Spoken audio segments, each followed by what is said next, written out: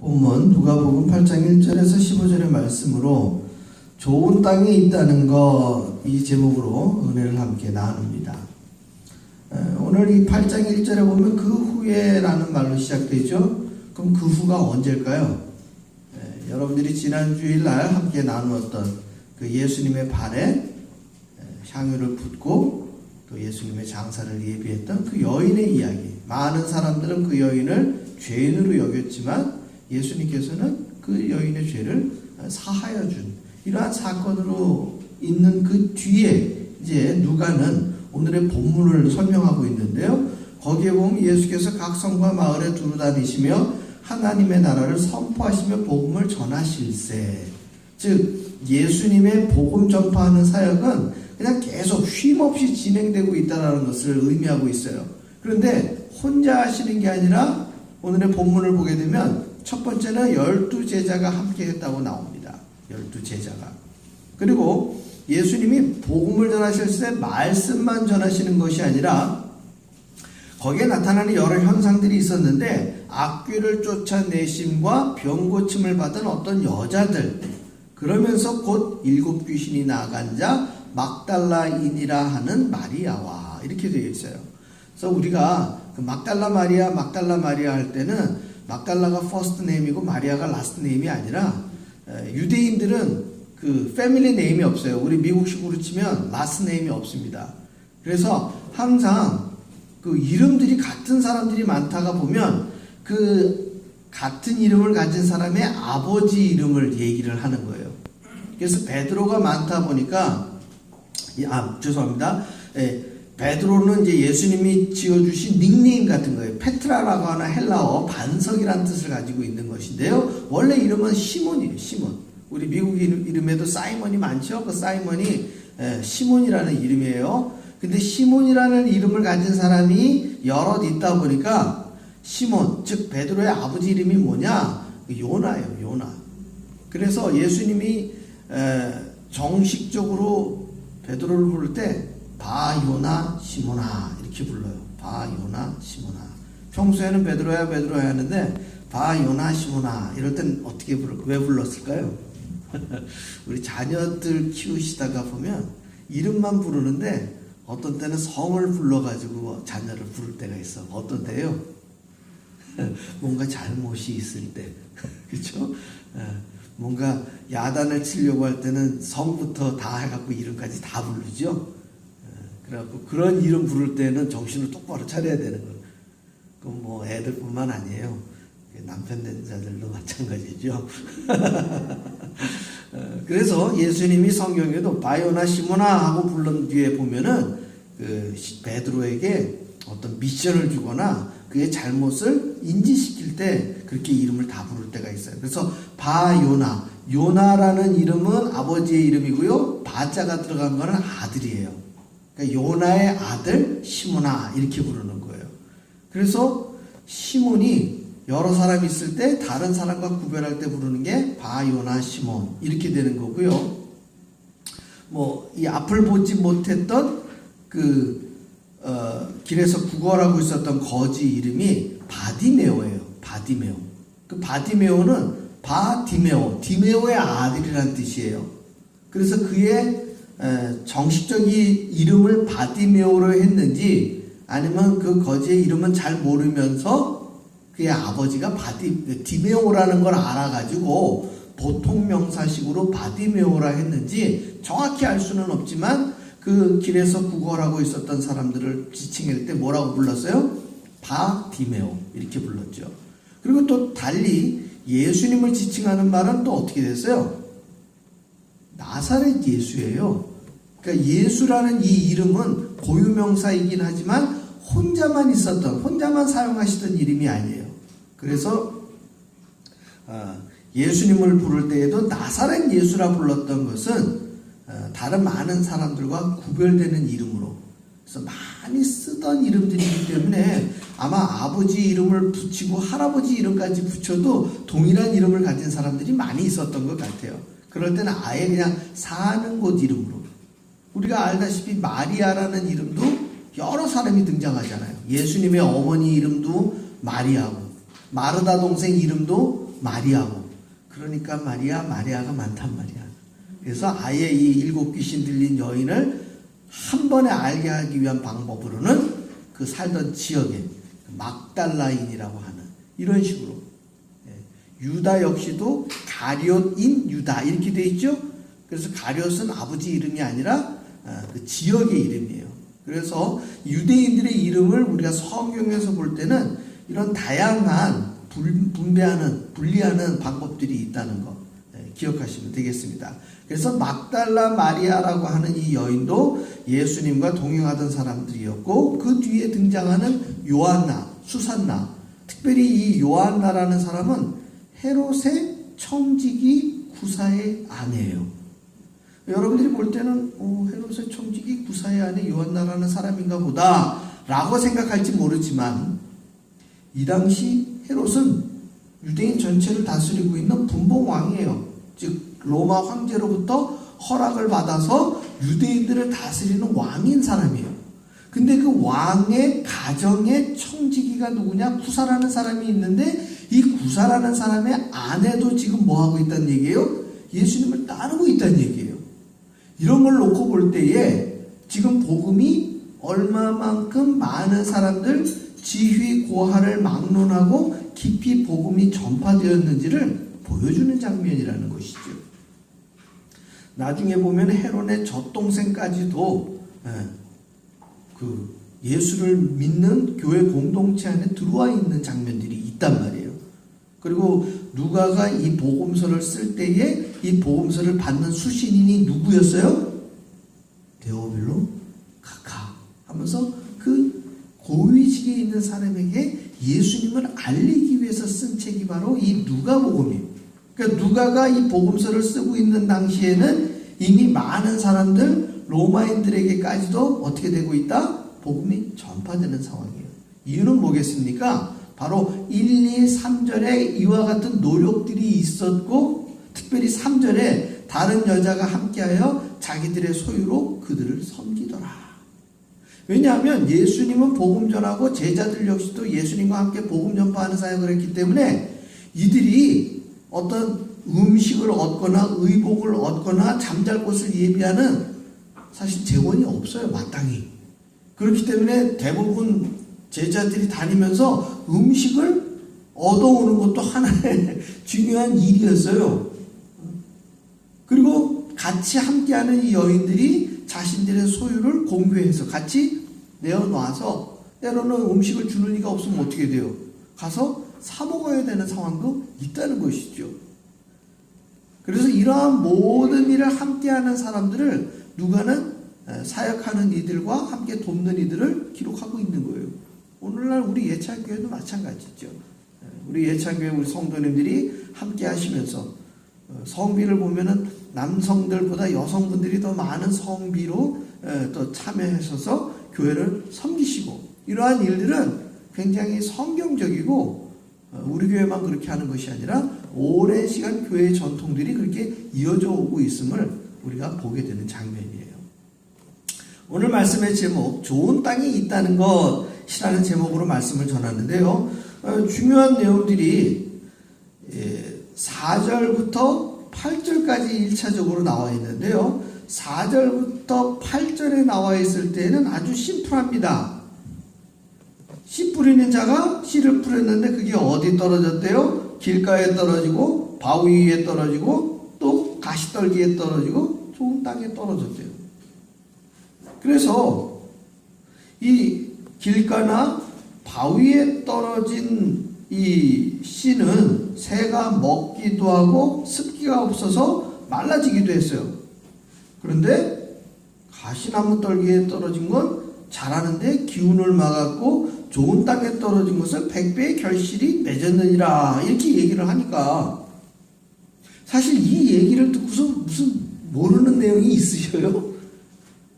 아마 다 텃밭에서 씨를 뿌려보신 분들은 아실 거예요. 이거는 그냥 단순히 농사 짓는 얘기고, 유대인들이라면 이 얘기를 다 듣고 이해를 할 만한데, 예수님이 특별한 설명 없이 이 얘기만 하고 끝을 내니까 제자들이 그리고 뭔가 그 다음이 있을 텐데 왜 말씀을 안 하시고 여기서 끝맺히고 무리들을 떠나셨을까 싶어서 9절에 보니까 제자들이 이 비유의 뜻을 물으니, 여러분 10절을 가만히 보십시오. 이르시되 하나님의 나라의 비밀을 아는 것이 너희에게는 허락되었으나 다른 사람에게는 비유로 하나니 이는 그들로 보아도 보지 못하고 들어도 깨닫지 못하게 하려 함이라. 이렇게 되어 있어요. 여기에서 너희는 누구예요? 지금 1, 2, 3절에 함께 하시는 분들이에요. 복음 전파하기 위해서 최선을 다하고 열심을 내는 사람인데 여기서 그들은 누굴까요?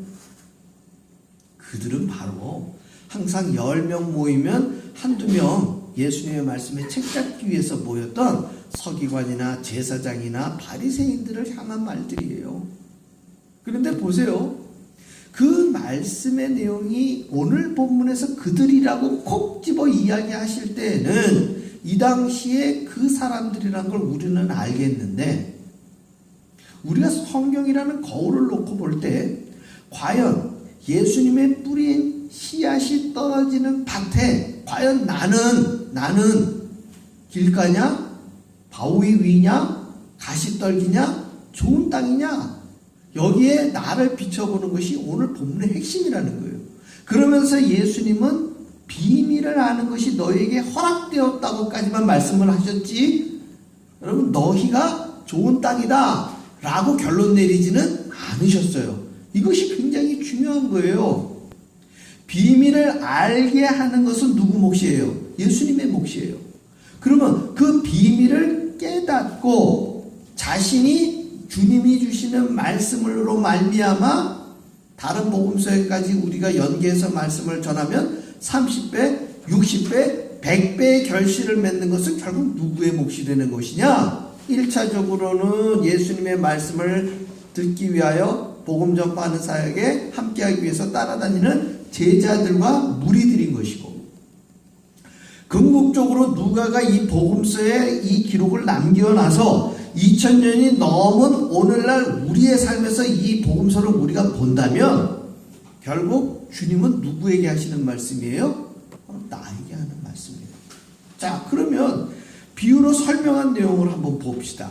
12절에 보면 길가에 있다는 것은 말씀을 들은 자니 이에 마귀가 가서 그들이 믿어 구원을 얻지 못하게 하려고 말씀을 그 마음에서 빼앗는 것이요 라고 되어 있어요. 말씀을 어떻게 했다는 얘기예요? 조금 더 정확한 표현을 쓴다면 듣기만 했다는 거예요. 말씀을 듣기만 했다. 사실 예배당에 나오거나 매스미디어를 통해서 다양한 말씀들을 우리가 접하기 쉽습니다. 저도 유튜브를 통해 가지고 다른 목사님들의 설교들을 많이 들어요.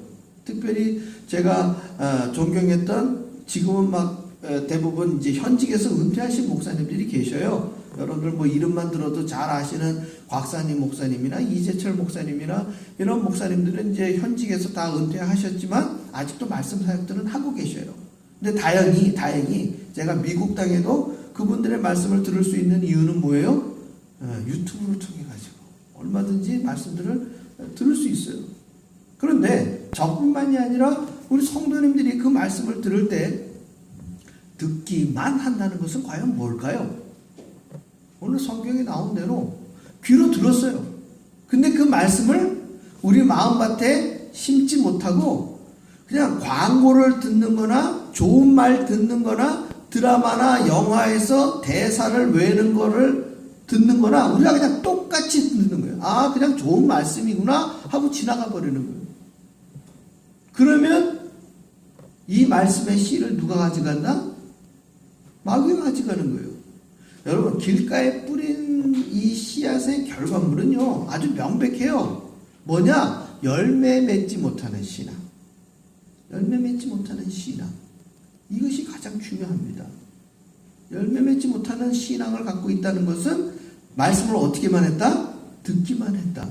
사실 오늘날 21세기에 이 목회를 하면서도 늘 조심스러운 게 그거예요.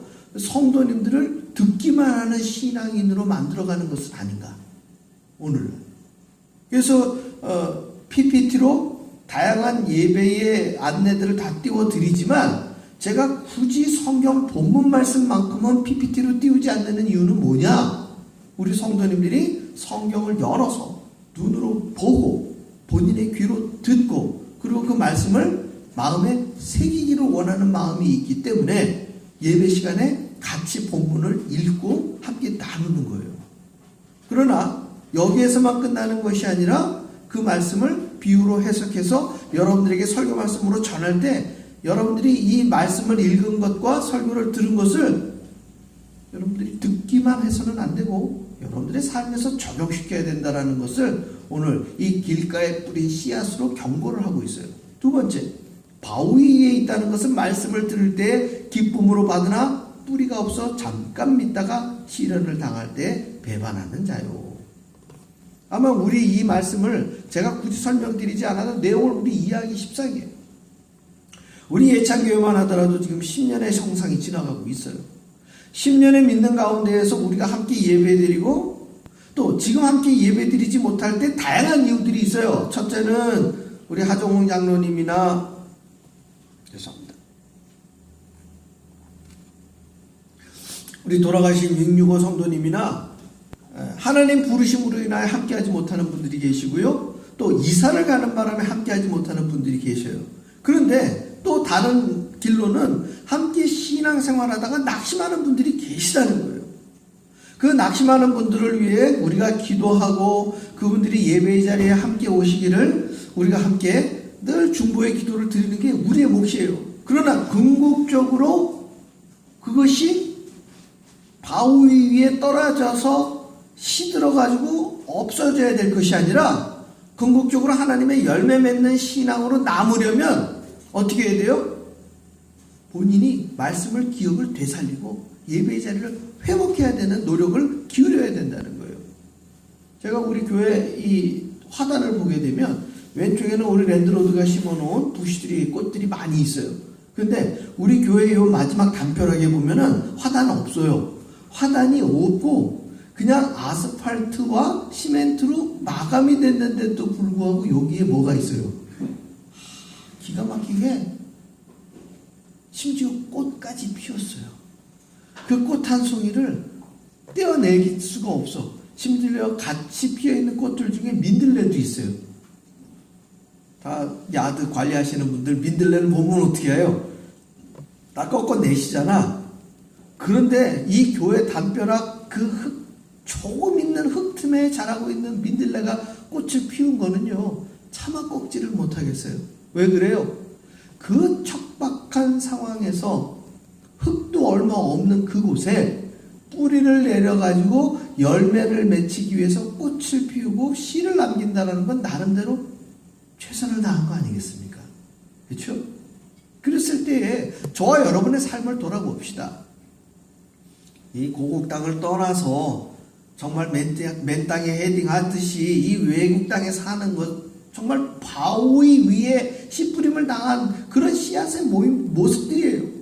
그럼에도 불구하고 그 바위 틈에서 우리가 습기를 얻고 땅에다 뿌리를 내려서 여러분들이 지금 삶을 살아가고 있지 않습니까?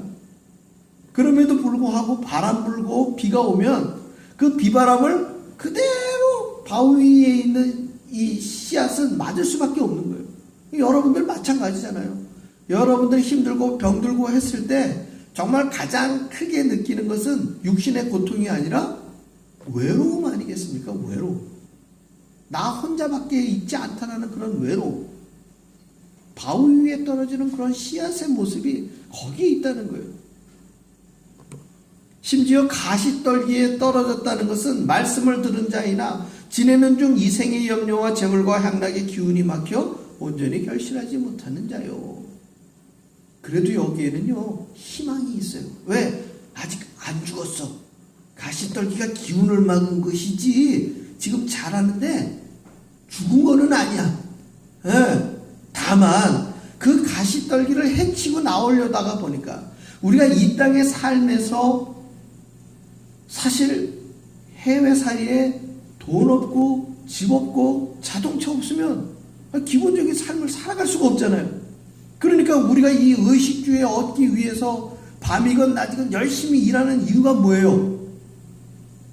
이 삶을 버텨내야 되니까. 이거는 남들보다 잘 살려고 하는 것이 아니라 이 땅에서 가장 기본적인 삶은 우리가 터전을 만들어야 되니까. 근데 보세요. 인종차별이라는 가시떨기, 내가 열심히 살려고 하는데 먼저 자리 잡은 같은 동포들의 질시와 멸시와 질투, 되도 않는 루머로 우리의 삶을 얼마나 힘들게 만듭니까? 가시떨기 나무 속에 떨어진 씨앗은 자기가 떨어지고 싶어서 떨어졌을까요? 그렇지 않아요. 거기에 떨어지는 거예요. 왜? 씨 뿌리는 사람이 정말 하나하나 고이 심었으면 그런 일이 없었을 터인데, 앞에 씨 뿌리는 자의 비율을 보게 되면 어떻습니까? 그냥 이렇게 흙 뿌리는 거 아니에요. 흙 뿌리다 보면 거기에도 떨어지는 것이고 저기에도 떨어지는 거예요. 다만 예수님이 비유로 이 말씀을 드렸을 때에는 유대인들 가운데는 이미 오래전부터 예수님이 말씀을 전하기 전에 모세의 율법을 통해 이미 말씀들이 다 떨어진 상태예요. 그러나 1차적으로 그들이라고 표현된 그 사람들은 서기관과 바리새인들처럼 그 말씀을 딱딱하게 자기들의 삶의 이익과 유익만을 위해서 사용했던 사람들이에요. 그렇기 때문에 결실을 맺지 못하는 삶이라고 예수님은 결론 내린 거예요. 심지어 회칠한 무덤이라고까지 얘기를 할 정도로 이미 결론을 내렸어요. 그러나 오늘날 저와 여러분의 삶의 모습으로 이 말씀을 적용을 할 때에는 여러분 길가에 떨어져서 여러분 마음밭에 떨어진 이 씨앗이 새가 먹어버리지 않게 어떻게 됩니까? 조심해야 돼요. 마귀가 여러분들 마음밭에 떨어진 이 씨앗을 훔쳐가지 않도록 단도리를 해야 돼요. 나의 마음을 세상 것에 치여서 딱딱하게 바위처럼 만들면 안 되고, 정말 삶의 터전이 적더라도 여러분들의 정말 월화수목금토의 삶이 바쁘고 치열하다 할지라도 주의를 지켜서 정말 말씀의 씨앗이 뿌리를 내리기를 소망하는 마음으로 우리 예배당 옆에 있는 그 민들레 하나처럼 꽃을 피우기 위해서라도 힘쓰고 애쓴다면 비록 30배, 60배, 100배는 안 될지언정 나 한 사람 예수 믿고 구원받는 것으로 마무리 짓는 것이 아니라 나의 가족, 나의 자녀, 내가 알고 있는 사람들에게 복음 전파하기 위해서 힘쓰고 애쓴다면 바위 틈에서도 우리는 어떻게 해요? 꽃을 피워낼 수 있다는 거예요. 그리고 가시떨기 나무가 너무 많습니다. 그냥 조금만 뭐 하려고 해도 이렇게 치고 저렇게 치고, 그리고 그 힘들게 하는 사람이 낯을 모르고 지나가는 사람이라면 차라리 덜 해.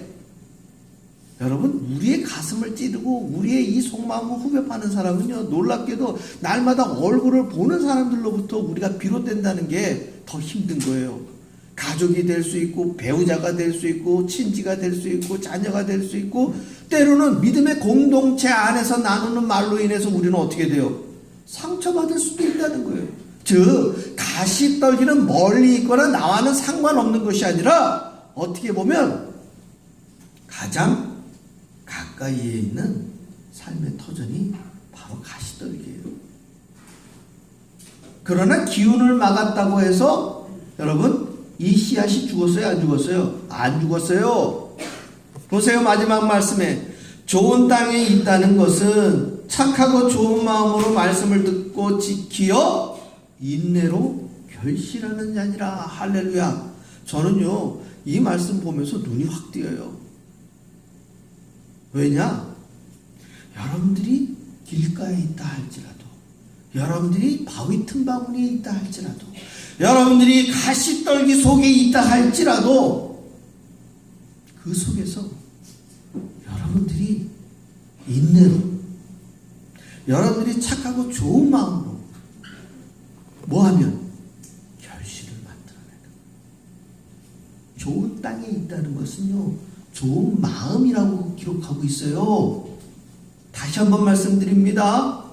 땅 자체가 완전히 분리되어져 가지고 좋은 땅이 어떻게 따로 있는 것이 아니라 이 씨앗을 좋은 마음으로 말씀을 듣고 지켜서 인내로 결실을 맺으면 여러분들이 떨어진 그곳이 뭐예요? 좋은 땅이에요. 사랑하는 성도 여러분, 우리에게 주어진 곳이 바위 같다고 길가 같다고 한탄하고 눈물 흘리면요 그냥 그렇게 되는 거예요. 내 주위가 가시나무밖에 없다고 한탄하면요 그것밖에 안 보이는 거예요. 그러나 성경은 좋은 마음으로 말씀을 듣고 지키어 인내하며 결실을 맺는 그 땅이 뭐라고 얘기해요? 좋은 땅이라고 얘기하는 거예요. 여러분들은 얼마든지 좋은 땅의 삶을 누릴 수 있어요. 왜요? 우리의 마음밭에 맺혀진 하나님의 말씀을 우리가 날마다 지키고 인내하고 결실 맺을 때 하나님은 여러분들을 뭐라고 칭찬하는 거예요? 좋은 땅이라고 칭찬하는 거예요. 길가에 떨어졌는데 좋은 땅이라구나. 바위 위에 떨어졌는데 결실을 맺었구나. 네가 가시떨기에서도 열매를 맺었구나. 하나님은 칭찬하셔요. 이 하나님의 칭찬을 날마다 받고 누리시는 저와 여러분의 삶이 되시기를 주의 이름으로 축원합니다.